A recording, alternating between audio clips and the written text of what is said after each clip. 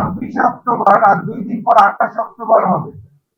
এই 2 বছর আগের 28 অক্টোবরে বিএনপি নেতৃত্বাধীন যুবপথ আন্দোলনে আমরা সকলে রাজপথে নেমেছিলাম হাসিনা বিরোধী আন্দোলনে। বিশাল আয়োজন। সেদিন ছাত্রলীগ, যুবলীগ, আওয়ামী লীগ, পুলিশ প্রশাসন সহ সবাই আমাদের হামলা করেছিল।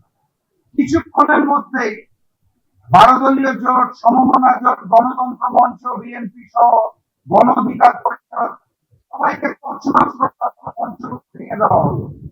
আমি তখন 12 দলীয় জোটের অংশ, এখন বর্তমানে সসম্মানে বহিষ্কার করে দেওয়া হয়েছে। সেই প্রসঙ্গে যাক না, আমরা সিদ্ধান্ত নিলাম কাউকেই পাওয়া যাচ্ছে না। জাকপার গুটি কয়েক 40-45 জনকে খুঁজে পাওয়া গেছে। একটা ইনস্ট্যান্ট প্রতিবাদ মিছিল করতে হবে প্রশাসনের বিরুদ্ধে, হাসিনার এই হামলার বিরুদ্ধে। সেই মিছিলটা নিয়ে যখন বিজয়নগর পানির ট্যাঙ্কি পল্টনের দিকে আগাচ্ছি, দেখলাম ওপাশ থেকে বর্জন করে আরেকটা প্রতিবাদী মিছিল আসছে এবং বোঝা যাচ্ছে না এটা কি ছাত্রলীগ না যুবলীগ না কে হামলা করতে আসছে।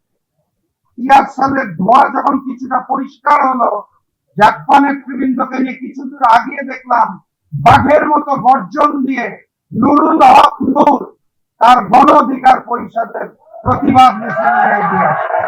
জাকপা এবং গণ অধিকার পরিষদের দুটো মিছিল মুখোমুখি হলো। দেখতে পেলাম যে না, বাঘ আছে, মাঠে আছে, মাঠ ছেড়ে পালিয়ে যায় না। সেদিন নুরুল হক নূর মিছিলটা থামিয়ে আমাকে বুকে জড়িয়ে ধরেছিল এবং পরবর্তীতে আমরা দুই সংগঠন আর কোন দলকে না পেয়ে, নেতাকে না পেয়ে ওদিন পল্টনে মিছিল করেছিলাম।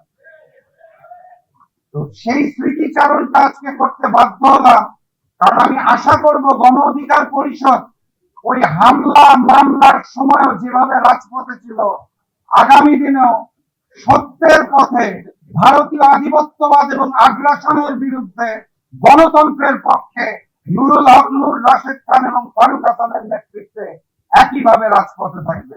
সেই আশাবাদ ব্যক্ত করে আজকের মতো বিদায় নিচ্ছি। বিজয়ের পথে যাত্রা শুরু, জীবন অথবা মৃত্যু। আসসালামু আলাইকুম।